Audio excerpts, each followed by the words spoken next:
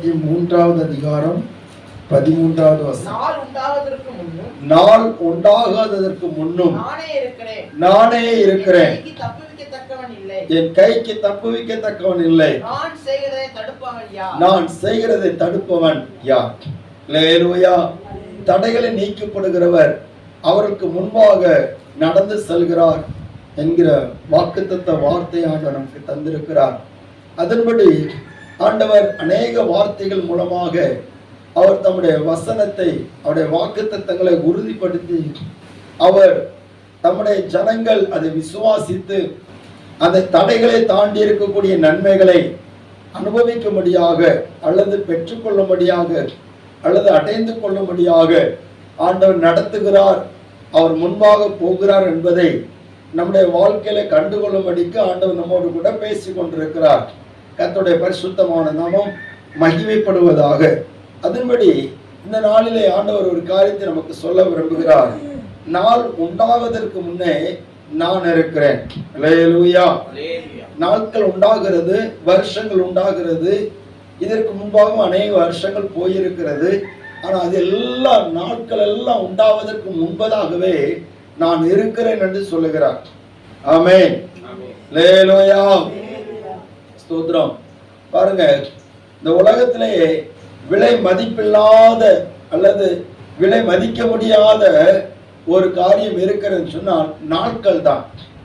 நேரம், ஒரு மணி நேரம் கடந்து போனால் அது எத்தனை கோடி கொடுத்தாலும் கிடைக்காது. ஸ்தோத்திரம். நம்மிடத்தில் இருக்கிற ஒரு பொருள் தொலைந்து போனால் கிடைக்கும், திரும்ப இல்லாவிட்டால் வாங்கி கொள்ளலாம். ஒரு பொருள் ரிப்பேர் ஆனால் மறுபடியும் வாங்கி கொள்ளலாம். ஆனால் ஒரு மனிதன் தன்னுடைய வாழ்நாளை, ஒரு நாளை, ஒரு மணி நேரத்தை இழந்து விட்டால் மறுபடி அவனுக்கு அதை கிடைப்பதற்கு எந்த சாத்தியக்கூறுமே கிடையாது. வருகிற நாட்கள் தான் அவனுக்கு ஒருவேளை கிடைக்க வாய்ப்பு இருக்கிறது. அல்லேலூயா. ஸ்தோத்திரம். கர்த்தருடைய நாமம் மகிமைப்படும். ஆனபடினாலே நமக்கு கொடுக்கப்பட்டிருக்கிற நாட்களை குறித்து நாம் கவனம் உள்ளவர்களாக இருக்க நம்ம வேதம் நமக்கு கற்றுக் கொடுக்கிறது. இந்த நாட்கள் எல்லாவற்றையும் உருவாக்கினது யார்? இப்படி நாட்களை உருவாக்கி ஆண்டவர் ஸ்தோத்திரம் ஒவ்வொரு காலகட்டத்தையும் நடத்தி செல்லுகிறார், ஒவ்வொரு ஜீவராசிகளை நடத்தி செல்லுகிறார். அல்லேலூயா. ஸ்தோத்திரம். மனிதன் இந்த நாட்களை கணிக்கிறான். அவன் அநேக ஆராய்ச்சிகளை செய்து கணித்து இந்த நாட்கள் இப்படித்தான் இயங்குகிறது என்பதை கணித்து விடுகிறான். ஆனால் இவை எல்லாவற்றையும் உண்டாக்கினது யார்? இது எல்லாவற்றையும் உண்டாகுவதற்கு முன்பே ஒருவர் இருக்க வேண்டுமே, இது எல்லாவற்றையும் உருவாக்குவதற்கு ஒருவர் இருக்க வேண்டுமே. அவர் யார் என்கிற கேள்விக்கு ஒருவராலும் பதில் சொல்ல முடியாது. அல்லேலூயா. வேதம் சொல்லுகிறது, நாள் உண்டாவதற்கு முன்னே நான் இருக்கிறேன் என்று சொல்லி வேதம் நமக்கு பதில் சொல்லுகிறது. கர்த்தருடைய நாமம் மகிமைப்படுவதாக. பாருங்க, நாள் உண்டாகாததற்கு முன்னே நானே இருக்கிறேன், என் கைக்கு தப்புவிக்கத்தக்கவன் இல்லை, நான் செய்கிறதை தடுப்பவன் யார்? அல்லேலூயா. நாட்கள் உருவாவதற்கு முன்பதாகவே நான் இருக்கிறேன், அப்போ என்னை தடுக்கிறதுக்கு ஒருத்தரும் கிடையாது, என் கைக்கு தப்புவிப்பதற்கு ஒருவரும் கிடையாது. ஸ்தோத்திரம். அவர் என்னெல்லாம் செய்ய நினைத்தாரோ அது எல்லாவற்றையும் அவர் யாரும் தடுக்க முடியாத வகையில அவர் செய்து முடித்து கொண்டிருக்கிறார்.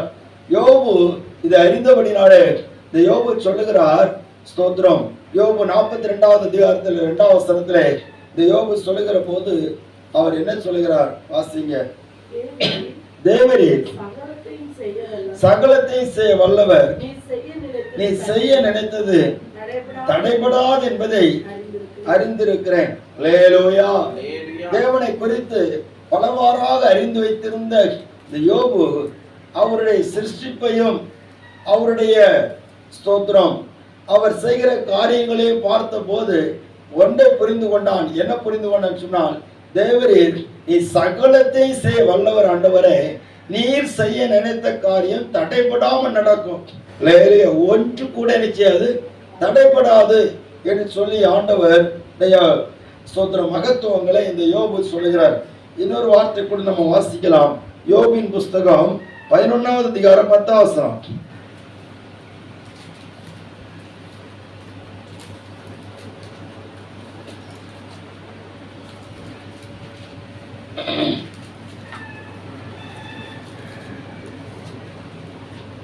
அவர் பிடித்தாலும் அவர் அடைத்தாலும் அவர் அடைத்தாலும் அவர் நியாயத்தில் கொண்டு வந்து நிறுத்தினாலும் அவரை தடை பண்ணுகிறவன் யார் என்று சொல்லப்பட்டிருக்கிறது.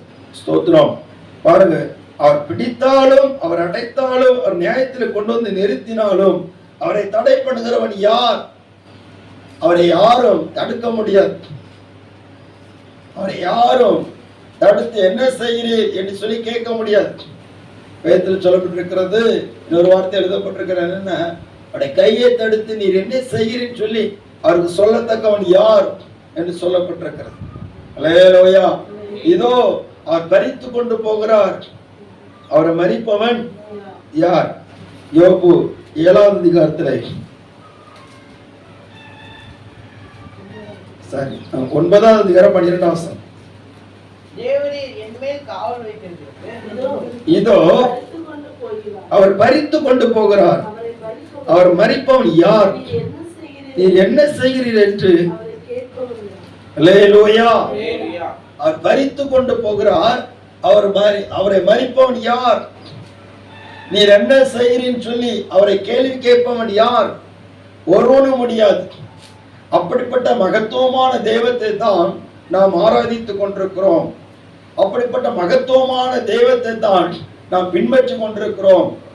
அவர் தான் தம்முடைய அன்பை வெளிப்படுத்தும்படியாக அவர் நம்மோடு பேசிக் கொண்டிருக்கிறார். அல்லேலூயா. அப்படியானால் அவர் நம்முடைய வாழ்க்கையில் இருக்கிற எல்லா தடைகளையும் மாற்றி அவர் நம்மை ஸ்தோத்திரம் நன்மைகளினால் நிரப்புகிறவராக இருக்கிறார். நம்மை ஆசீர்வதிக்கிறவராக இருக்கிறார். அவருக்கு முன்னாடி யாருக்கும் தடை செய்ய முடியாது. அப்படி இருக்கும்போது நம்முடைய குடும்பங்களில் பல காரியங்களுக்கு பல தடைகள் உருவாகி கொண்டே இருக்கிறது. வசனங்கள் கேட்க நல்லா தான் இருக்குது. வசனம் கேட்கறதுக்கும் தியானிக்கிறதுக்கும் படிக்கிறதுக்கும் ஒரு உற்சாகத்தை கொடுக்குது. நிறைய பேர் அதை சிந்திக்கிற போது பிராக்டிக்கலா அதை பார்க்கும்போது ஒரு கேள்விகள் நமக்குள்ளே உருவாக்குறதை நம்ம பார்க்க முடிகிறது. அல்லேலூயா. எதையுமே ஆண்டவர் ஒரு வார்த்தையை சொல்லுகிறார் சொன்னால் அதற்கு சில வழிமுறைகளை ஆண்டவர் நியமித்திருக்கிறார். சில விதிமுறைகளை ஆண்டவர் வைத்திருக்கிறார். வாக்குத்தத்தங்கள் எல்லாம் கிறிஸ்துவுக்குள் ஆம் என்றும் இயேசு கிறிஸ்துவுக்குள் ஆமேன் என்றும் இருக்கிறது. ஆபிரகாமுக்கு கர்த்தர் வாக்கு பண்ணினார். அவனுக்கு சில நியமங்களை கொடுத்தார். அவன் விசுவாசித்தான். விசுவாசத்துக்கு அடையாளமாக விருத்த சேதனத்தையும் செய்யும்படியாக ஆண்டவர் ஸ்தோத்திரம் சொன்னார். அதை செய்தான். அல்லேலூயா. எல்லாரும் சத்தமா சொல்லுங்க அல்லேலூயா. அப்படியானால் நம்முடைய வாழ்க்கையில தேவன் செய்கிற நன்மைகள், தேவன் நமக்காக வைத்திருக்கிற ஆசீர்வாதங்களுக்குரிய தடைகளை மாற்றி நம்மை வழிநடத்த வேண்டுமானால் ஸ்தோத்திரம் எந்த காரியம் தடையாக இருக்கிறது? அவரால் நீக்க முடியாத தடைகள் ஒன்றுமில்லை. ஆனால் நாம் ஏற்படுத்திக் கொள்ளக்கூடிய சில தடைகள் நமக்குள்ள இருக்கிறது. அதை நாம் சிந்திப்போமானால் ஸ்தோத்திரம் மிகவும் நலமாக இருக்கும். அல்லேலூயா. ஆண்டவர் எல்லா தடையும் அவரே நீக்கிடுவார் அப்படிங்கிறது அது வேதத்துக்கு புறமானது. அல்லேலூயா. எல்லா தடைகளும் அவரே நீக்குவாரா? அவரே நீக்குவாரா? நீக்க மாட்டார். நீக்குவார். ஆனால் எல்லா தடைகளையும் அவரே நீக்குவார் என்பது வேதத்துக்கு புறமான காரியம். சில தடைகளை நாமும் நீக்க வேண்டியிருக்கிறது. அல்லேலூயா. நம்ம சில காரியங்களை செய்தால்தான் அவர் ஸ்தோத்திரம் செய்ய வேண்டிய காரியத்தை செய்வார். லாசருடைய கல்லறைக்கு முன்னாடி வந்து நின்றுட்டு அந்த கல்லை இயேசு செஞ்சார், புரட்டி போட சொன்னார். அதை நீக்கி போட இயேசுவால் முடியாதான்? முடிந்தாலும் ஸ்தோத்திரம் அவருடைய கட்டளைக்கு நம்ம கீழ்ப்படுகிறோமா இல்லை என்பதை அவர் பார்க்கிறார். அல்லேலூயா. ஸ்தோத்திரம். அப்போ நாம் சில தடைகளை நம்மை விட்டு மாற்ற வேண்டி இருக்கிறது. என்ன தடைகள் என்பதை குறித்து நாம் பார்க்கும்போது ஏசாயா தீர்க்கதரிசன புஸ்தகம் 59ஆம் அதிகாரம் 1வது வசனத்தை ஒருவர் வாசிக்கலாம்.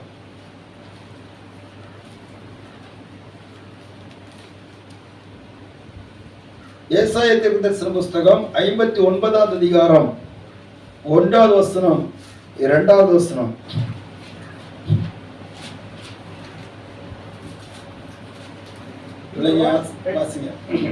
ரட்சிக்க கூடாதபடிக்கு இதோ ரட்சிக்க கூடாதபடிக்கு கர்த்தருடைய கை குறுகி போகவும் இல்லை, கேட்க கூடாதபடிக்கு அவருடைய செவி மந்தமாகவும் இல்லை. உங்கள் அக்கிரமங்களை உங்களுக்கும் உங்கள் தேவனாகிய தேவனுக்கும் நடுவாக பிரிவினை உண்டாக்குகிறது. உங்கள் பாவங்களை அவர் உங்களுக்கு செவி கொடாதபடிக்கு அவருடைய முகத்தை உங்களுக்கு மறைக்கிறது. அல்லேலூயா. ஆண்டவர் சொல்லுகிறார், இதோ ரட்சிக்க கூடாதபடிக்கு கர்த்தருடைய கை குறுகி போகவும் இல்லை, கேட்க கூடாதபடிக்கு அவருடைய செவி மந்தமாகவும் இல்லை. உங்கள் அக்கிரமங்களை உங்களுக்கும் உங்கள் தேவனாகிய கர்த்தருக்கும் நடுவே பிரிவினை உண்டாக்குகிறது. அல்லேலூயா. நம்முடைய வாழ்க்கையில் உள்ள அநேக ஆசீர்வாதங்களுடைய தடைகளை நீக்கப்படுகிற தேவன் நமக்கு முன்பாக செல்ல வேண்டுமானால் அவருக்கும் நமக்கு சரியான ஒரு ஸ்தோத்திரம் உறவு உண்டாக வேண்டும், அல்லது தொடர்பு உண்டாக வேண்டும், அல்லது நல்ல ஒரு ஐக்கியம் உருவாக வேண்டும். அப்படி இருக்கும்போது ஆண்டவர் இந்த ஜனத்தை பார்த்து சொல்கிறார், இதோ கேட்க கூடாதபடிக்கு கர்த்தருடைய செவி என்ன செய்யல, மந்தமாகல, ரட்சிக்க கூடாதபடி கர்த்தருடைய கை குறுகி போகல, விடுவிக்கிற இடத்தில் பலம் இல்லாமல் போயிட்டோ என்று சொல்லி ஆண்டவர் இன்னொரு வார்த்தையிலே சொல்லுகிறார். அல்லேலூயா. ஆமென். ஸ்தோத்திரம்.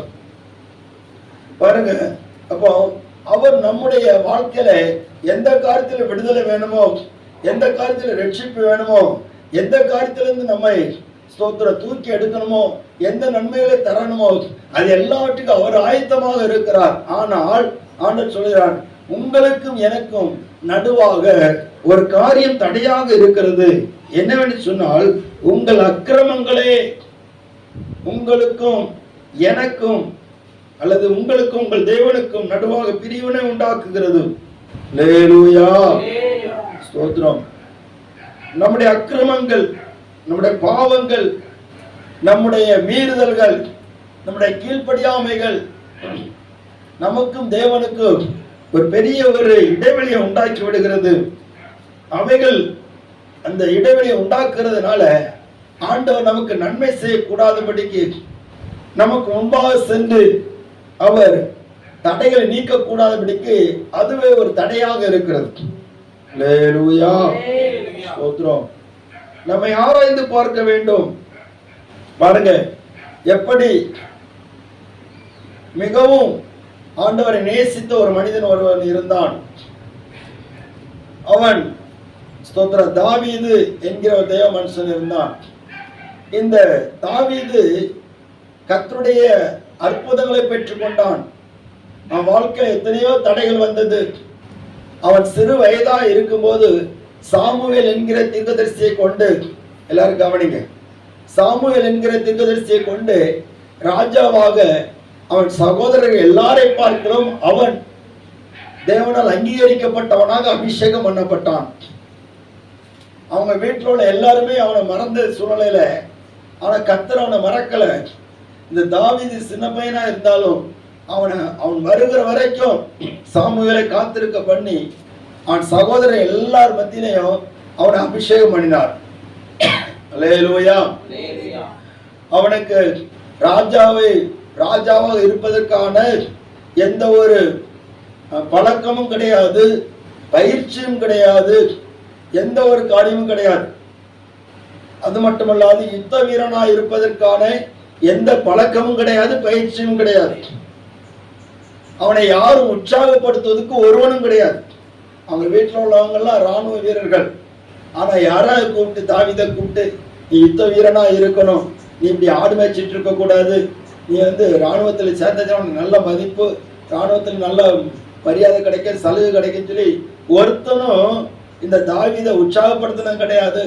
கூப்பிட்டு விளையாட்டுக்கு கூட அவனுக்கு பயிற்சி கொடுத்தது கிடையாது. அல்லேலூயா. சோத்ரா. அப்படிப்பட்ட தாவீதை கர்த்தர் அவன் சகோதரர் எல்லார் மத்தியில கூப்பிட்டு சாமுவேலை கொண்டு அபிஷேகம் பண்ணினார். அபிஷேகம் பண்ணப்பட்ட தாவீது அவன் என்னைக்கு அபிஷேகம் பண்ணப்பட்டானோ அன்னையிலிருந்து அவன் வாழ்க்கையில அவன் ராஜாவாக மாறுகிற வரைக்கும் பல தடைகள் அவனுக்கு வந்தது. அவனுக்கு வந்த போராட்டங்கள் அநேகம். ஆனால் கர்த்தர் அவனை சிநேகித்தார். அவன் தம்முடைய இருதயத்துக்கு ஏற்றவனாக கண்டார். அதே தாவீது ராஜாவாக மாறின போது என்ன நடந்தது தெரியுமா? சோத்ரம். அல்லேலூயா. என்ன நடந்தது? பாவத்துக்கு இடம் கொடுத்து விட்டான். பாவத்துக்கு இடம் கொடுத்ததுனால தாவீதை குறித்து அநேக வாக்குத்தத்த வார்த்தைகளை கர்த்தர் ஏற்கனவே சொல்லிக் கொண்டே இருந்தார். 2 சாமுவேல் 10வது அதிகாரம் வரைக்கும் தாவீதுக்கு அநேக வாக்குத்தத்தங்களை சொல்லிக் கொண்டே இருந்தார். அதே தேவன் 11வது அதிகாரம் வரும்போது தாவீதுக்கு ஸ்தோத்திரம் தண்டனை 12வது அதிகாரம் வரும்போது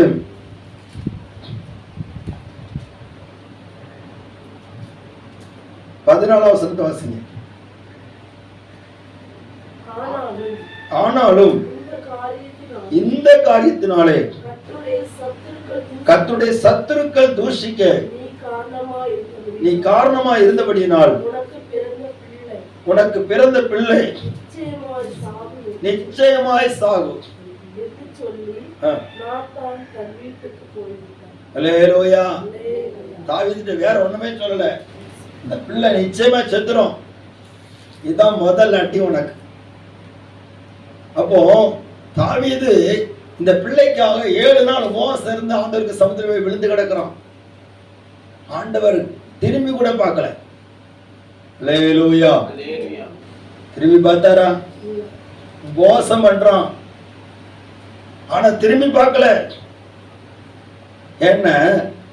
தேவனுக்கும் தேவனுடைய இருதயத்துக்கு ஏற்றவனாய் இருந்த தாவீதுக்கும் ஒரு இடைவெளி வந்து விட்டது. அது என்னன்னு சொன்னா பாவம். அல்லேலூயா. ஏன் பாவம் வந்துச்சு? அதுவரைக்கும் தேவனை நேசித்து அவரை பிரியப்படுத்தும்படியா இருந்தவனுக்கு இப்பொழுது வேறொரு நேசம் வந்து விட்டது, வேறொரு சிநேகம் வந்து விட்டது, வேறொன்று மேல அவனுக்கு ஒரு ஈர்ப்பு வந்து விட்டது. பாருங்க, நம்ம வாழ்க்கையில கூட நிறைய நேரத்துல பாவம் வரதுக்கு ஒரு முக்கியமான வழி என்ன சொன்னா ஈர்ப்பு. அல்லேலூயா. ஆண்டவர் பரலோகத்தை காட்டி நம்மளை மீட்டுக் கொள்வார், அவருடைய இரத்தத்தை காட்டி அவருடைய அன்பை வெளிப்படுத்துவார். ஆனால் பிசாசு இந்த உலகத்தை காட்டி, இந்த உலகத்தில் உள்ள இச்சைகளை காட்டி, உலகத்தில் உள்ள ஆடம்பரங்களை காட்டி நம்மை ஸ்தோத்திரம்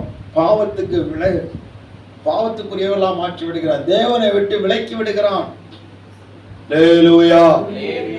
தாவீதே மாட்டிக்கிட்ட. இன்னொரு வசனத்தை நீங்க வாசிப்பீங்களா? 2 சாமுவேல்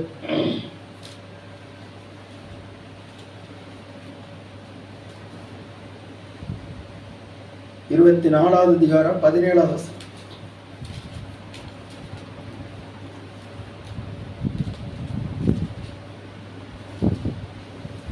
ஜனத்தை விவாதிக்கிற தூதனை தாவீது கண்டபோது அவன் கர்த்தரை நோக்கி, இதோ நான் தான் பாவம் செய்தேன், நான் தான் அக்கிரமம் பண்ணினேன், இந்த ஆடுகள் என்ன செய்தது? உன்னுடைய கை எனக்கும் என் தகப்பன் வீட்டுக்கு விரோதமாக இருப்பதாக என்று விண்ணப்பம் பண்ணினான். அல்லேலூயா.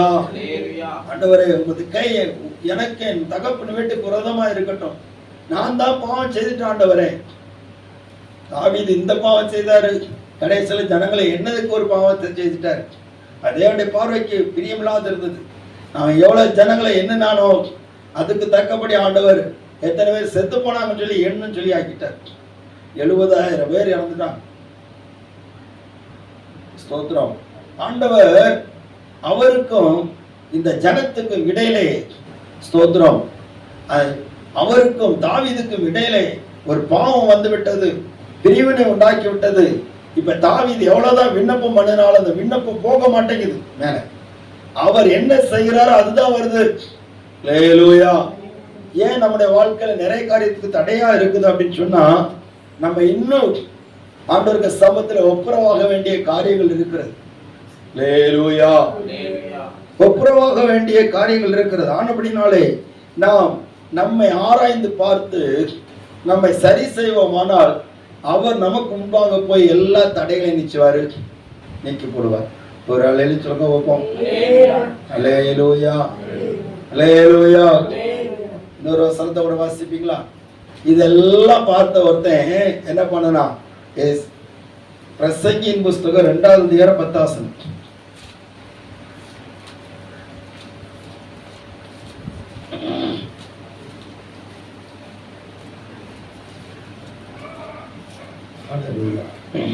பிரசங்கி 2:10.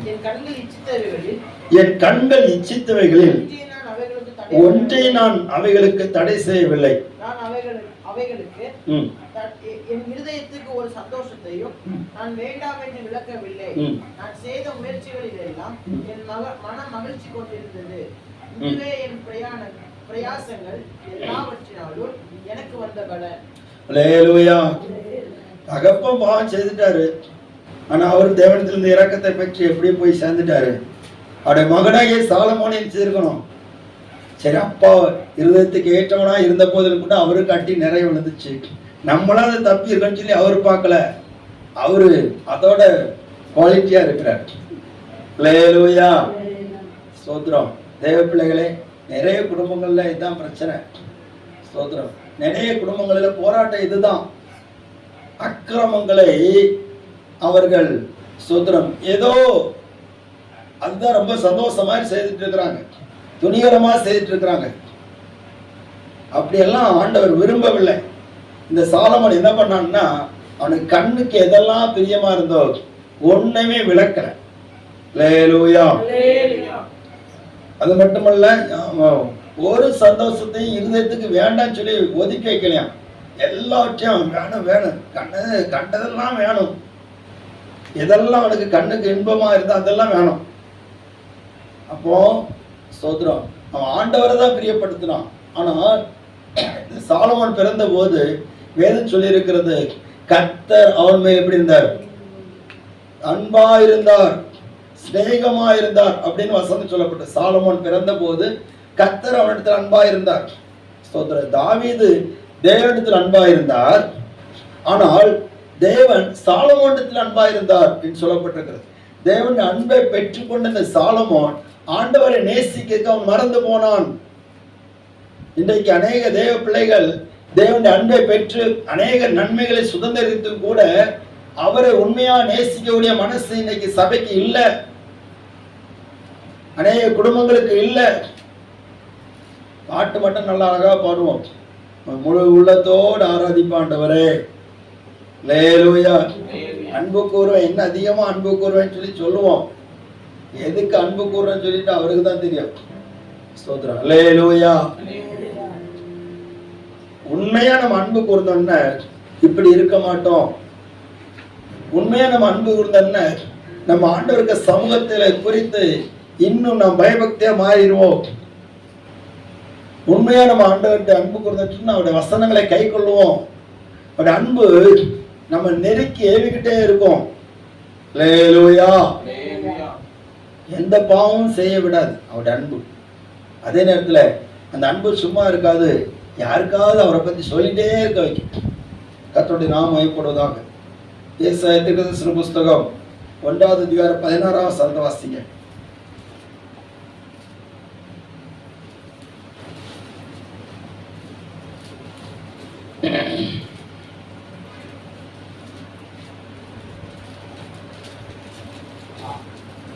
ஆமோத்சின் குமாரனாகிய 16வது வசனம். உங்களை கழுவி சுத்திகரியுங்கள், உங்கள் கிரியைகளின் பொல்லாப்பை என் கண்களுக்கு மறைவாக அகற்றிவிட்டு. அல்லேலூயா. உங்களை கழுவி சுத்திகரியுங்க. அப்ப நம்மளை சுத்திகரிக்க வேண்டி இருக்கிறது. ஒருவன் என்னிலே பாவம் இல்லைன்னு சொல்லி சொன்னால் அவன் பொய்யனாக இருக்கிறான் சொல்லப்பட்டிருக்கிறது. அல்லேலூயா. நம்ம வாழ்க்கையில எத்தனையோ காரியங்கள் ஆண்டவர் கிரியேசனுக்கு தடையா இருக்கு. அந்த சுவாவம் என்னன்னு சொல்லி நம்ம கண்டுபிடிக்கணும். அதை கண்டுபிடிச்சாதான் நம்ம அதுல இருந்து விடுதலையாக்கப்பட முடியும். இன்னொரு வசனத்தை வாசிப்போம். எரேமியா தீர்க்கதரிசன புஸ்தகம் 5வது அதிகாரம் 24வது வசனம் 25வது வசனம்.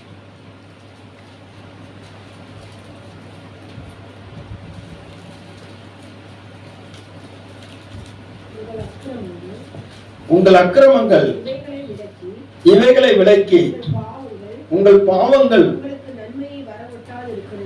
பாருங்க. ஸ்தோத்திரம்.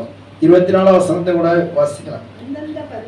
அந்தந்த பருவத்திலே எங்களுக்கு மழையையும் முன்மாரியையும் பின்மாரியை கொடுத்து அறுப்புக்கு நியமித்த வாரங்களை எங்களுக்கு தற்காக்கிற எங்கள் தேவனாகிய கர்த்தருக்கு பயந்திருப்போம் என்று அல்லேலூயா.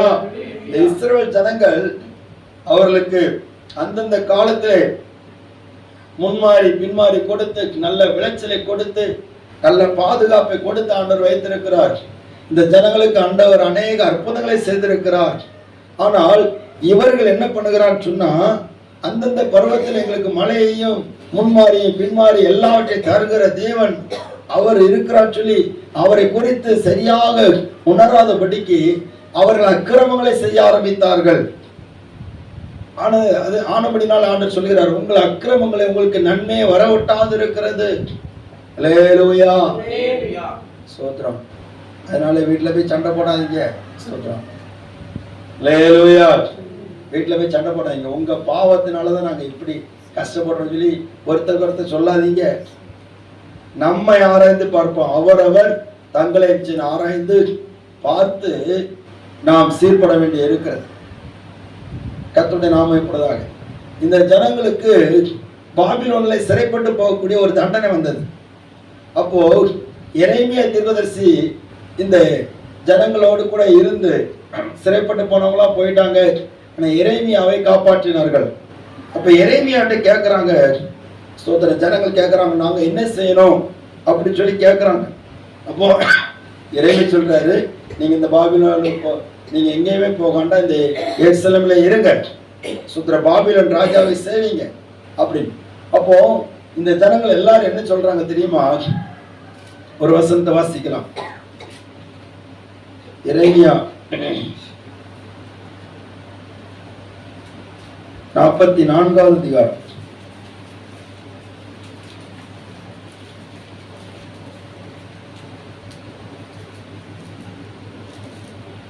16வது வசனத்திலிருந்து வாசிக்கலாம். நீ கர்த்தருடைய நாமத்தில் எங்களுக்கு சொன்ன வார்த்தையின்படியே நாங்கள் உனக்கு செவிகொடாமல் எங்கள் வாயிலிருந்து புறப்பட்ட எல்லா வார்த்தையின்படியையும் நாங்கள் செய்து வானராக்கினிக்கு தூபம் காட்டி அவளுக்கு பானபலிகளை வார்ப்போம். நாங்களும் எங்கள் பிதாக்களும் எங்கள் ராஜாக்களும் எங்கள் பிரபுக்களும் யூதா பட்டணங்களிலும் எருசலேமின் வீதிகளிலும் செய்வோம். அப்பொழுது அப்பத்தினால் திருப்தியாகி பாத்தீங்களா? இந்த ஜனங்களை என்ன சொல்றாங்கன்னா, நாங்க கர்த்தரை தேடியோன்னு நாங்க நல்லா இல்ல, வானராக்கினைக்கு நாங்க அப்பம் சுட்டு பண்டிகை கொண்டாடி தேடினால தான் ஒரு பொல்லாப்பு இல்லாம நாங்க சந்தோஷமா இருக்கிறோம். அல்லேலூயா. யாரு தேடினால? வானராக்கினி. வானராக்கினி என்ன தெரியுமா? ஸ்தோத்திரம். அல்லேலூயா. தெரியாதவங்க தெரிந்து கொள்ளுங்க. கர்த்தர் உங்களை ஆசீர்வதிப்பார். ஸ்தோத்திரம். 18வது வசனத்தை வாசிங்க பார்ப்போம். நாங்கள் வானராக்கினிக்கு தூபம் காட்டாமலும் அவளுக்கு வார்க்காமலும் போனது முதற்கொண்டு எல்லாம் எங்களுக்கு குறையப்பட்டது. பட்டயத்தாலும் அந்த வானராக்கினிக்கு தூபம் காட்டாம இருந்ததுனால தான் பட்டயத்தாலும் பஞ்சத்தாலும் அழிந்து போனோம். அல்லேலூயா. ஸ்தோத்திரம். வானராக்கினா இப்ப நம்ம மக்கள்லாம் கும்பிட்றாங்கல்ல, மேரி மாதா, அந்த ஐட்டம் தான். அல்லேலூயா. புரிஞ்சா உங்களுக்கு? ஸ்தோத்திரம். இதே ஐட்டங்கள் தான், இதே ஸ்தோத்திர வழிபாடுகள் தான். தேவனை விட்டு இன்னொன்னு முக்கியப்படுத்துவது, தேவனை விட்டு வேற எதுக்கோ பலி செலுத்துவது, வேற எதுக்கோ ஆராதனை செய்கிறது.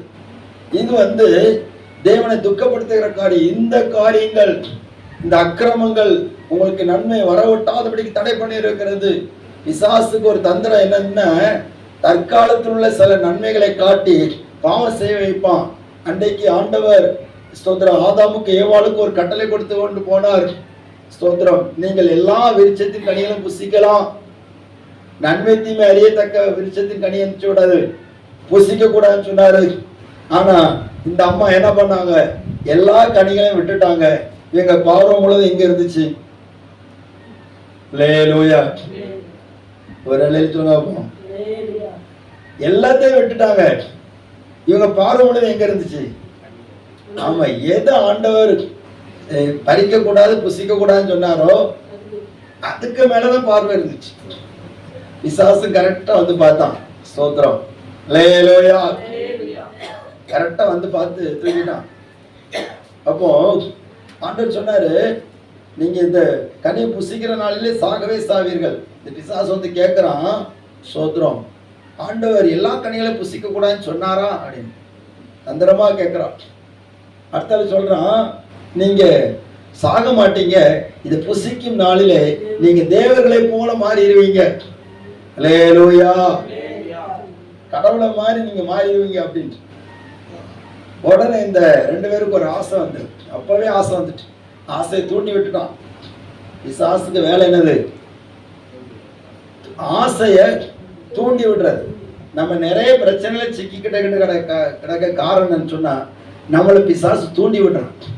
அல்லேலூயா. தூண்டி விட்டுறான். தேவ பிள்ளைகளே, ஸ்தோத்திரம். ஆண்டவர் ஏற்கனவே அவர்களை மகிமையினாலும் கடத்தினாலும் தான் முடிசூட்டி வச்சிருந்தாரு. இதை மறைச்சிட்டு நீங்க தேவர்களை போல மாறுவீங்கன்னு சொன்னா இவங்க 2 பேரும் மயங்கிட்டாங்க. ஸ்தோத்திரம். அல்லேலூயா. அந்த ஏவாள் மட்டும் மயங்கினு சொல்லி இது பாருங்க, உங்களுக்கு எல்லாம் கோவம் வந்துடக்கூடாது. அதனாலதான் 2 பேரும் சேர்த்து சொல்லியாச்சு. ஸ்தோத்திரம். ஸ்தோத்திரம். அல்லேலூயா. ஆமா, மயங்கிட்டாங்க. உடனே வாங்கினாங்க, புசிச்சாங்க, கண்கள் திறக்கப்பட்டது, மகிமெல்லாம் போயிட்டு கடைசியில அவங்களோட உலாவ முடியாம வந்த தேவனும் போயிட்டார். ஸ்தோத்திரம். வேதனை, சாபம், பிரச்சனை, போராட்டம் இதுதான் மிஞ்சி இருந்துச்சு. இன்னைக்கு அது போகல. இயேசுவே சிலுவையில பலியாக வேண்டியதாகிவிட்டது. தேவனுடைய பிள்ளைகளை, பாவம் எவ்வளவு கொடுமையா இருக்குது. பிசாசு எதையோ காட்டி நம்மை தேவனை விட்டு பிரிக்க பார்க்கிறான். அதற்கு நாம் இடப்படாமல் இருந்தால் நம்முடைய வாழ்க்கையில தேவன் என்னென்ன காரியங்களை செய்யணும்னு சொல்லிட்டு நிர்ணயித்திருக்கிறாரோ அந்த தடைகள் எல்லாம் கர்த்தர் நீக்கி போடுவார். அல்லேலூயா. ஆண்டவர் சொல்கிறார், என்னிடத்தில் திரும்புங்கள், என்னிடத்தில் செய்யுங்க, திரும்புங்கள். ஓசியா தீர்க்கதரிசன புஸ்தகத்திலே ஆண்டவர் சொல்லுகிறார்,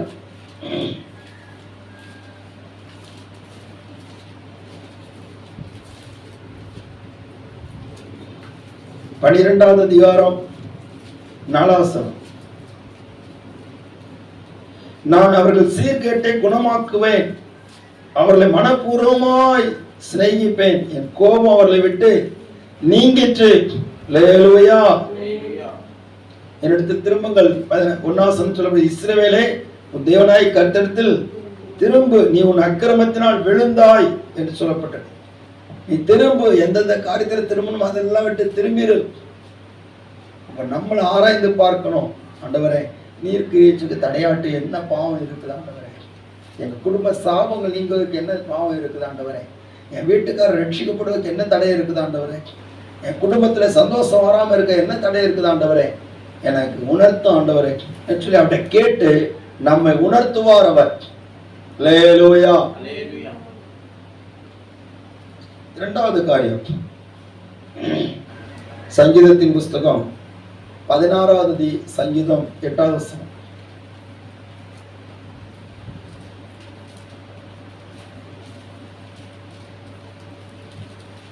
சங்கீதம் 16:8. கர்த்தரை எப்பொழுதும் எனக்கு முன்பாக வைத்திருக்கிறேன், அவர் என் வலது பாரிசத்தில் இருக்கிறபடியினால் நான் அசைக்கப்படுவதில்லை. பாருங்க, இந்த இடத்துல பார்க்கும்போது தாவீது அவன் சொல்லுகிறான், கர்த்தரை எப்பொழுதும் எனக்கு முன்பாக வைத்திருக்கிறேன். அப்ப முதல்ல நம்முடைய வாழ்க்கையில தடைகள் எல்லாம் கர்த்தர் மாற்றம்னு சொன்ன முதல்ல அவருக்கும் நமக்கு இருக்கிற தடையை நம்ம நினைச்சிடும் நீக்கம், மாற்றம். பாவங்கள் எந்த காரியங்கள் நமக்குள்ள இருக்குதோ அதுல இருந்து நம்ம சுதரம் திரும்ப வேண்டி இருக்கிறது. ரெண்டாவது, கர்த்தரை எப்பொழுதும் நமக்கு முன்பாக வைக்கணும். அல்லேலூயா. அவர் தடைகளை நீக்கப்படுகிறவர். நமக்கு முன்னாடி போவாரா பின்னாடி போவாரா? ஒரு அலையில சொல்லுங்க. முன்பாக போவாரா பின்பாக போவாரா? முன்பாக போவார். முன்பாக போன்னு சொன்னா அவரை நம்ம எப்பொழுதும் அவர் நமக்கு முன்னாடி சொன்னோம் அவரை தான் வைக்கணும். எந்த இடத்துல அவரை தான் வைக்கணும். நம்முடைய திறமைகளையோ நம்முடைய நீதியையோ நம்முடைய அல்லேலூயா. எல்லாரும் உற்சாகமா இருக்கீங்களா? அல்லேலூயா. கர்த்தர் உங்களை ஆசீர்வதிப்பாராக. ஆமென். ஸ்தோத்திரம். எல்லாரும் உற்சாகமா ஒரு அழைச்சு பார்ப்போம். அல்லேலூயா. ஆண்டவருடைய நாமம் மகிமைப்படட்டும். பாருங்க, கர்த்தரை எப்பொழுதும் எனக்கு முன்பாக வைத்திருக்கிறேன். ஏன் ஆண்டவரை அவருக்கு முன்னாடி வைத்திருக்கிறான்னு சொன்னா அவனுக்கு தெரியும். 114 சங்கீதத்திலே 7 வசனத்திலே வாசனம் சொல்லப்பட்டிருக்கிறது. வாசிக்க பார்ப்போம். 114:7.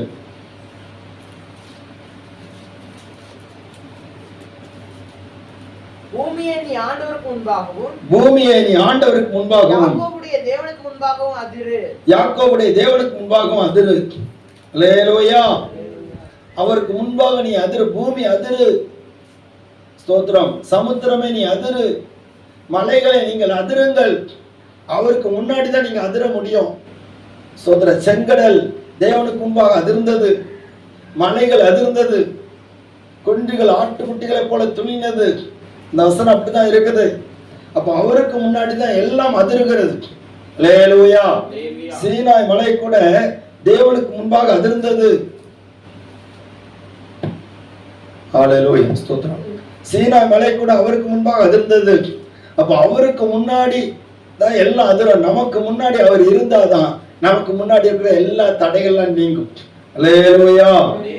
ஸ்தோத்திரம். கர்த்தருடைய நாமம் இப்பொழுதாக ஒரே ஒரு பாடல் பாடுமா? ஸ்தோத்திரம். பிரிய மாணவனே உன் ஆத்துமா வாழ்வது போ எல்லாவற்றிலும் வாழ்ந்து சுகமாயிரு மகனே.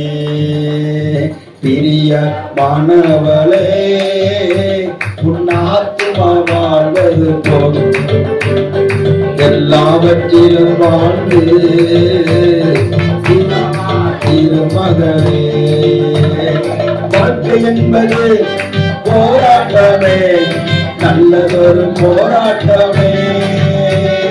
வாழ்க்கை என்பது போராட்டமே, நல்லதொரு போராட்டமே. ஆவிதரும் பட்டயத்தை எடுத்து போராடி வெற்றி பெறு. எடுத்து போராடி வெற்றி பெறு. மாணவனே உன் ஆத்துமா வாழ்வது போ எல்லாவற்றிலும் வாழ்ந்து சுகமாயிரு மகனே. அல்லேலூயா. அந்த ஆத்துமா வாழணும்னு எப்பவும் அவரை முன்னாடி வைக்கணும். அவர் முன்னாடி வைக்கணும். எப்பவும் ஒரு நாள் தொடங்கறதுக்கு முன்னாடி அவருக்கு முன்னாடி போய் நிக்கணும். எத்தனை பேர் நிக்கிறீங்க? சிலரை பார்த்தா காலையில் எழும்பணும்னு ஆட்டுக்குட்டிக்கு முன்னாடி போய் நிற்பாங்க. அல்லேலூயா. கண்ணாடிக்கு முன்னாடி போய் நிற்பாங்க. சிலரை பார்த்தா சோத்திரம் எங்கேயோ தேவையில்லாத இடத்துல போய் நிற்பாங்க. ஆண்டவருக்கு முன்னாடி நின்று பழகுங்க. தாவீது சொல்லுகிறான், அதிகாலையிலே காலையிலே உம்மை நோக்கி ஆயத்தமாகி காத்திருப்பான் ஆண்டவரே. அல்லேலூயா. அவன் மட்டும் இல்ல, வீணையை சுர மண்டலமே எல்லாரும் விழியுங்க. விடிய காலமா நீங்க எல்லாம் தூங்கக்கூடாது, நீங்களும் விழிச்சுன்னு என்ன கூடாது அப்படின்ட்டு அவர் அதிகாலமே எல்லா வீணை சுரமண்டல யாழ் எல்லா இசைக்கருவிகளையும் எடுத்து அவர் துதிக்க ஆரம்பிச்சிருவார். ஆண்டவருக்கு முன்னாடி நிக்க ஆரம்பிச்சிருவார். எப்பொழுது எனக்கு முன்பாக கர்த்தரை வைத்திருக்கிறேன்னு சொன்னா அதிகாலமே எழும்பி ஆண்டவருக்கு முன்னாடி போயிடணும். ஆண்டவரே, இந்த நாள் முழுவதும் நீர் என்னை நடத்தும். ஆண்டவரே ஸ்தோத்திரம்.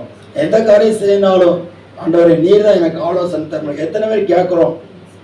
அதெல்லாம் நிறைய இடத்துல நமக்கு முடியாத சூழலில் இருக்கிறது. ஏதாவது ஒரு பலவீனத்தை நம்ம காரணம் காட்டிடுறோம். அல்லேலூயா. பாருங்க, நேற்று ஆராதனைக்கு கூட நிறைய காரணம் காட்டுறோம். அன்னைக்கு ஸ்தோத்திரம் ஏதாவது ஒரு தடை வந்துட்டு சொன்னா விருந்து வீடு வந்துட்டுன்னு சொன்னா, ஆண்டவரே நம்ம புறவை பார்த்துக்கிட்டு ஆண்டவரே இன்றைக்கு எங்க போனோம் விருந்து வீடு. அல்லேலூயா, சோத்திரம். ஏதோ நம்ம மட்டும் தலையை காட்டின மாதிரி வந்து தலையை காட்டிடுறோம், அப்படியும் பண்ணக்கூடாது. வீட்டுல பிள்ளைகள் இருக்கிறாங்கன்னா பிள்ளைகளை கூட்டிட்டு வரணும். என்ன வேதத்துல சொல்லப்பட்டிருக்கிறது, சிறு பிள்ளைகள் இடத்துல வரைகிறதுக்கு இடம் கொடுக்கல, அவர்களே தடை பண்ணாதுங்க. நம்ம தடுத்து வச்சிருக்கோம், ஆண்டவரை முன்னாடி வைக்க மாட்டேங்கிறோம். நிறைய விஷயங்கள்ல நம்ம கர்த்தரை முன்னாடி வைக்கிறதுக்கு தவறி போகிறோம். அவர் அதான் எதிர்பார்க்கிறார். நீ எனக்கு என்ன உனக்கு முன்பாக வச்சேன்னு சொன்னா உனக்கு முன்னாடி எந்த பிசாசு நிக்க மாட்டான். அல்லேலூயா, எந்த தடையும் இருக்காது. ஏன்னா அவருக்கு முன்னாடி தடைகள் தகர்ந்து போகிறோம். அல்லேலூயா, கர்த்தருடைய பரிசுத்த நாமம் மகிமைப்படுவதாக. தேவ பிள்ளைகளை அவரை முன்பாக வைப்போம். மனுஷனை அல்ல, பொருட்களை அல்ல, அவரை முன்பாக வைத்து நம்ம பழகிட்டு சொன்னா அதே போல ஒரு ஜெயமான வாழ்க்கை வேற ஒண்ணும் கிடையாது. கர்த்தருடைய நாமம் மகிமைப்படுவதாக. ஸ்தோத்திரம். பாருங்க, வேத புஸ்தகத்துல பார்க்கும்போது நிறைய தேவ மனுஷர்களை பார்த்ததுன்னா அவங்க எல்லாரும் கர்த்தரை முன்பாக வைத்து ஜெயம் பெற்றிருக்கிறாங்க. கர்த்தரை முன்பாக வைக்காதவர்கள் அவர்கள் தங்களுடைய வாழ்க்கையில அவர்கள் ஸ்தோத்திரம் பல போராட்டங்களையும் பல வேதனைகளையும் அனுபவித்திருக்கிறாங்க. பாருங்க, ஸ்தோத்திரம். 2 நாளாகமத்தின் புஸ்தகம் 29வது அதிகாரம் 6வது வசனம்.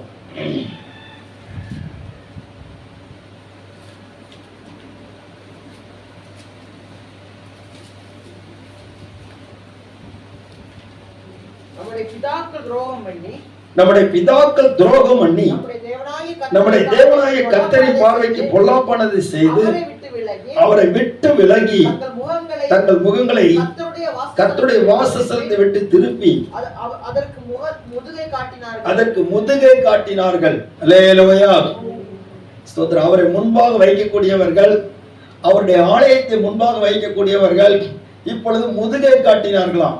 ஏன்னு சொன்னா தேவனுக்கு துரோகம் பண்ணி நம்முடைய பிதாக்களை நினைச்சதாங்கன்னா இந்த ஆலயத்தை கண்டுகிடவே இல்லை, கர்த்தருடைய சமூகத்தை கண்டுகிடவே இல்லை என்று சொல்லி இந்த எசேக்கியா அவன் ஸ்தோத்திரம் ஜனங்களை மறுபடியும் கர்த்தரிடத்தில் திருப்பி விடுகிறான். அல்லேலூயா. அதனால தான் வேதம் சொல்லி இருக்கிறது, கர்த்தர் மேல நம்பிக்கை வைத்ததுல இந்த எசேக்கியா மாதிரி ஒருத்தனும் கிடையாது. அவனுக்கு முன்னாடியும் கிடையாது, பின்னாடியும் கிடையாது. அந்த அளவுக்கு கர்த்தர் எசேக்கியாவை மேன்மைப்படுத்தினார். ஸ்தோத்திரம். பெரிய ராஜா வந்து நிற்கிறான். சனகரிப்பு தன்னுடைய ஸ்தானாபதியை அனுப்பி இந்த எசேக்கியாவை பயமுறுத்துகிறான், ஜனங்களை பயமுறுத்துகிறான். ஆனா இந்த எசேக்கியா போய் நின்னதுன்னு சொன்னா கர்த்தருக்கு முன்பாக போய் நிற்கிறான். அல்லேலூயா. என்ன பாடுகள் வந்தாலும் எந்த போராட்டம் வந்தாலும் தேவனுக்கு முன்பாக போய் நின்னுங்க. ஆண்டவரே நீர் தான் உண்டு ஆண்டவரே. அவன் ஒரு நிருபத்தை எழுதி கொடுக்கிறான். ஸ்தோத்திரம். இஸ்ரவேலின் தேவனாய கர்த்தரை தூஷித்து இந்த எருசலேம் ஜனங்களை தூஷித்து நிருபத்தை எழுதி கொடுக்கிறான். அதை கொண்டு போய் ஆண்டவருக்கு முன்னாடி போய் வாசிக்கிறான். ஆண்டவரே இப்படித்தான் உங்களை தூஷித்து அவன் அனுப்பி இருக்கிறான் என்று அபயம் பண்றான். கர்த்தர் சொல்றாரு, நீ போ, பயப்படாத. நான் ஒரு செய்தியை கேட்டு அவன் அப்போ தன்னுடைய தேசத்துக்கு போ, அங்க போய் விழுவான் சொல்லிட்டு அன்னைக்கே ஆண்டவர் ராத்திரி ஒரு தூதன் அனுப்பினாரு. 1,85,000 பேர் காலி. அல்லேலூயா. சோதரன். இந்த எசேக்கியா யுத்தம் பண்ணினா கூட அவ்வளவு காலி பண்ணிருக்க மாட்டான். ஒரு தூதன் எழும்பி 1,85,000 பேரை காலி பண்ணிட்டான். ஒரே ராத்திரியில. எவ்வளவு பெரிய காரியம் தேவ பிள்ளைகளே. அப்ப ஆண்டவர் அவரை முன்பாக வைக்கிறவர்களை கர்த்தர் எல்லா இடத்திலையும் முன்னாடி வைக்கிறார். ஆமென். அல்லேலூயா. அவரை முன்னாடி வைங்க, அவருடைய வார்த்தையை முன்னாடி வைங்க. அப்படி வைக்கும்போது அவர் நம்ம எல்லாருக்கும் முன்பாக அவர் உயர்த்தி வைப்பார். தாவீது தன்னுடைய வாழ்க்கையில அனுபவத்திலிருந்து பார்க்கிறான். நான் எப்பொழுதும் ஆண்டவரை முன்னாடி தான் வைப்பேன். ஆண்டவரை முன்னாடி வச்சதுனாலதான் அவன் ஸ்தோத்திரம் சிங்கத்தை கிழிக்க முடிஞ்சது, கரடியை கொண்டு போட முடிஞ்சது. கோலியாத்துக்கு முன்னாடி போகும்போது கூட அவன் யாரதான் முன்னாடி வைக்கிறான்? அல்லேலூயா. ஸ்தோத்திரம். சேனை இஸ்ரவேலின் ராணுவங்களின் தேவனாகிய சேனைகளின் தேவனாகிய கர்த்தருடைய நாமத்தினாலே நான் முன்னெடுத்துல வருகிறேன். ஆண்டவரை தான் முன்னாடி வைக்கிறான். எவ்வளவு பெரிய போராட்டமா இருந்தா என்ன? ஸ்தோத்திரம். ஆண்டவரை முன்னாடி வச்சு பார்க்கிறான், இந்த கோலியாத் அவன் அற்பமா தெரிகிறான். அல்லேலூயா. நீங்க எந்த பிரச்சனையானாலும் சரி, எவ்வளவு போராட்டமா இருந்தாலும் சரி, தேவனை முன்னாடி வச்சுட்டு அந்த பிரச்சனையை பாருங்க பார்ப்போம், அது ரொம்ப குட்டி குட்டியா தெரியும். ஒண்ணுமே இல்லாண்டவர். ஸ்தோத்திரம். ஒண்ணுமே கிடையாது. சில கண்ணுக்கு தெரியாத கிருமிகளை ஸ்தோத்திரம் ஒரு லென்ஸ் வச்சு பார்த்தா பெருசா தெரியும். அல்லேலூயா. ஆண்டவர் அப்படி இல்லை, அவருக்குள்ளால எல்லா பிரச்சனையும் பார்த்தீங்கன்னா ஒரு தூசி கூட இல்லாம தெரியும். ஒண்ணுமே இல்லை, இதெல்லாம் ஒண்ணுமே கிடையாது. ஸ்தோத்திரம். தேவன் பெரியவர், அவரை முன்பாக வைக்க நாம் பழகி கொள்ளணும். எரேமியா தீர்க்கதரிசன புஸ்தகம் 2வது அதிகாரம் 27வது வசனத்திலே எரேமியாவை கொண்டு கர்த்தர் சொல்லுகிறார்.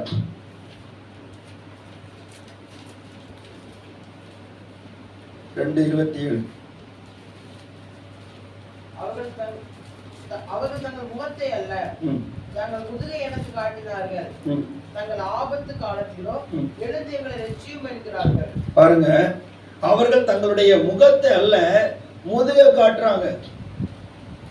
ஆண்டவரை முன்னாடி வைக்க பதிலாட்டு ஆண்டவரை விட்டுட்டு அவருக்கு முதுகை காட்டிட்டு ஓடுறாங்க. சொல்றோம். எவ்வளவு தேவன் துக்கப்படுகிறார். சிலரை பார்க்க முடியுது, வேதனையான காரியம். அவரை முன்பாக வைங்க, அவர் பார்த்து கொள்வார், எல்லாவற்றையும் பார்த்துக்கிறார். எனக்கு முன்னாடி போகிறவர் சர்வ வல்லமுள்ள தேவன். அல்லேலூயா. தடைகளை நீக்கப்படுகிற தேவன். எவ்வளவு பெரிய தடை இருந்தாலும், எவ்வளவு பெரிய பிரச்சனை இருந்தாலும், எவ்வளவு பெரிய அதிகாரம் இருந்தாலும், எவ்வளவு பெரிய வான சேனைகள் நின்னாலும் அவரை முன்னாடி வைக்கும் போது அவரை கண்டாலே எல்லாம் இருந்துச்சிடும், போயிடும். அல்லேலூயா. நம்மள இயேசுவை பார்க்கணும். ஸ்தோத்திரம். புதிய ஏற்பாடு நாட்களில் இருக்கிற நம்ம ஸ்தோத்திரம். பவுல் சொல்கிறார், நான் அல்ல கிறிஸ்துவே என்னில் நினைச்சார் வாழ்கிறார். கிறிஸ்துவே என்னிலே வாழ்கிறார், கிறிஸ்துவே என்னிடத்தில் வெளிப்படுகிறார். நம்முடைய சுபாவங்கள் கிறிஸ்துவின் சுபாவங்களா வெளிப்படுமானால் நமக்கு தடையாக யாரும் இருக்க மாட்டாங்க. அல்லேலூயா. ஸ்தோத்திரம். எந்த தடையும் இருக்காது. நம்மள இயேசுவை பார்க்கணும். இயேசுவை தான் நமக்கு முன்னாடி வைக்கணும். எல்லா பிரச்சனையிலையும், எல்லா சோதனைகளையும், எல்லா பாடுகளிலையும் இயேசுவை முன்னாடி வைங்க. சில கஷ்டங்கள் வருதா, இயேசுவை முன்னாடி வைங்க. அவர் பட்ட பாடுகளை முன்னாடி வைங்க. நம்முடைய கஷ்டங்கள் எல்லாம் அந்த பாடுகளுக்கு முன்னாடி ஒண்ணுமே கிடையாது. அந்த வேதனைகளுக்கு முன்னாடி ஒண்ணுமே கிடையாது. சில நிந்திச்சுட்டே இருப்பாங்க, இயேசு பட்ட வேதனையை விட நமக்கு வரப்போகுது. அல்லேலூயா. சத்தமா சொல்லுங்க, அல்லேலூயா. ஸ்தோத்திரம். மூன்றாவது, முதலாவது காரியம் அவருக்கு நமக்கு இருக்கிற இடைவெளி நீக்கப்பட வேண்டும். இரண்டாவது, அவரை முன்பாக வைக்க வேண்டும். மூன்றாவது ஒரு காரியத்தை சொல்லி நம்ம ஜெபிக்க போகிறோம். 1 கொரிந்தியர் 9வது அதிகாரம்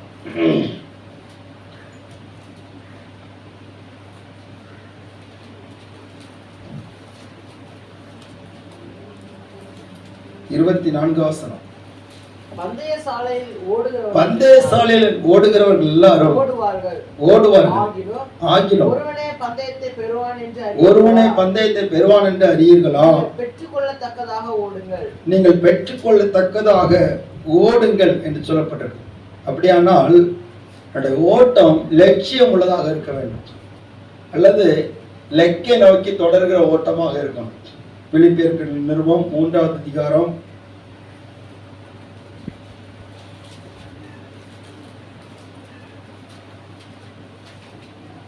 14வது வசனம்.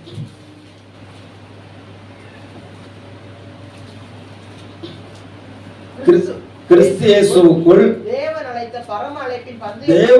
பரம அழைப்பின் பந்தய பொருளுக்காக லெக்கை நோக்கி தொடர்கிறேன்.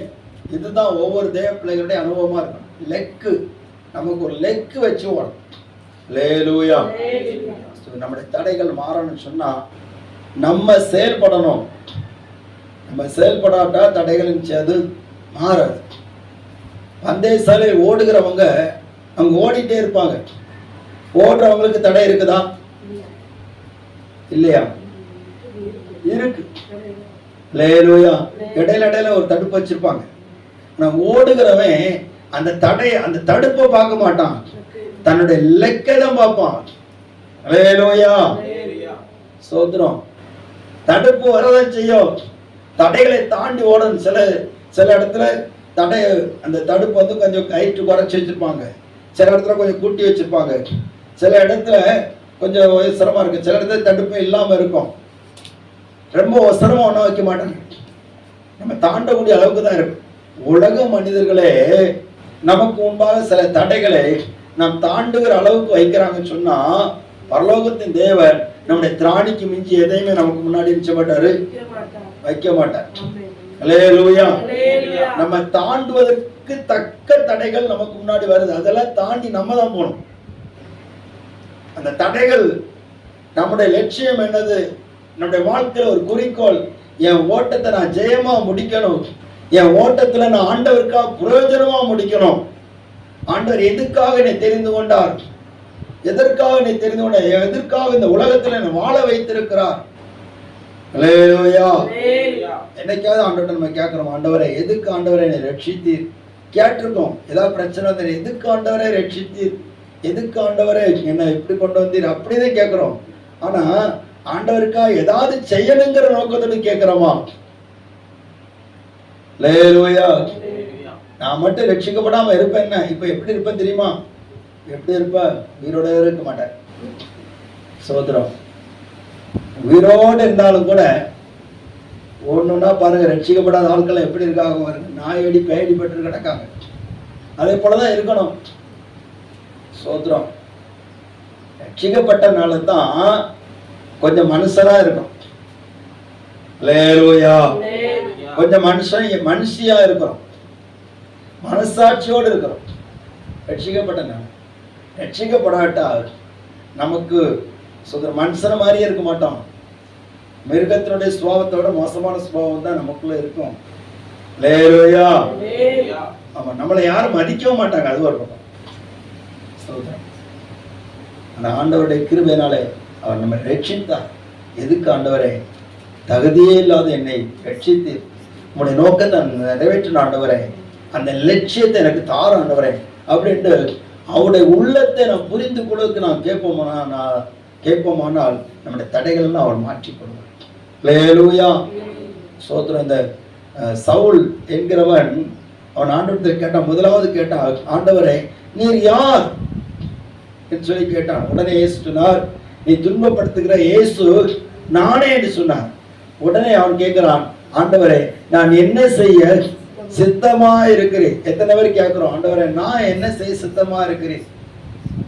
கேட்டிருக்கீங்களா? விடிய காலம் எந்திரிச்சு கேட்டிருக்கீங்களா, ஆண்டவரே இந்த நாளில் நான் என்ன செய்ய சித்தமா இருக்கிறேன்? எதற்கு இந்த நாளை தந்தீர்? கேட்கணும். அவருடைய சித்தத்தை செய்யணும், அவருடைய லெக்க அடையணும், அவர் நமக்கு வச்சிருக்க லெக்க அடையணும். அல்லேலூயா. அந்த லட்சியம் நமக்கு கொண்டு இருக்கிறது, அந்த லெக்கை நோக்கி தொடருவோமானால் ஸ்தோத்திரம், நம்முடைய வாழ்க்கையில நாம் ஜெயமுள்ளவர்களாக மாறிவிடுவோம். நமக்கு முன்னாடி எந்த காரியம் தடையா இருக்காது. பாருங்க, உலக பிரகாரமாக நிறைய விஞ்ஞானிகள் உருவாகி இருக்கிறாங்க, பெரிய பெரிய தலைவர்கள் உருவாகி இருக்கிறாங்க. இயேசுவுக்கு அவங்களுக்கு சம்பந்தமே கிடையாது. ஆனா அவங்க எல்லாரும் உருவாகி இருக்கிறாங்கன்னு சொன்னா ஸ்தோத்திரம், அவங்களுடைய வாழ்க்கையில வறுமை நிலைமையிலேருந்து அவங்க மேல வந்திருக்கிறாங்க. நம்ம உலக பிரகாரமா பார்க்கிறோம்.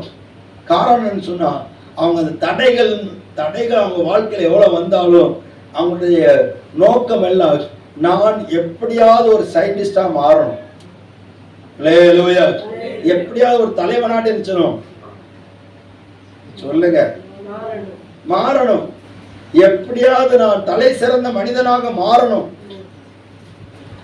எப்படியாவது உலகம் என்னை உயர்ந்து பார்க்கக்கூடிய அளவுக்கு நான் மாறணும் சொல்லி அந்த லெக்குடையவர்களாக இருக்கிறாங்க. நம்ம எப்படி இருக்கோம்? லெக்கு. சோத்திரம். சாப்பிட்டோமா, தூங்கணுமா, காலையில் எழுந்திரிச்சோமா, வேலைக்கு போனோமா, வந்தோமா, பிள்ளைகளை வளர்த்தோமா, இப்படி ஒரு மட்டத்தில் இருக்க தவிர அதுக்கு மேல போக மாட்டேங்குது. என்ன, நம்முடைய நோக்கம் எப்படிப்பட்டதா இருக்கிறது என்பதை நம்ம யோசிக்கல. ஆண்டவர் நமக்கு என்ன காரியத்தை நியமித்திருக்கிறார் என்கிறதை அறிந்தோமானால் நம்முடைய தடைகள் எல்லாம் மாறும். அல்லேலூயா. எல்லாரும் ஆண்டவருடைய சமத்திலே சுத்திரம், எல்லாரும் எழுந்து நின்று நம்ம ஜெபிக்க போகிறோம். நிறைய வசனங்கள் இருக்குது, வசனங்கள் சொன்னா இன்னும் டைம் ஆயிரும். சுத்திரம்.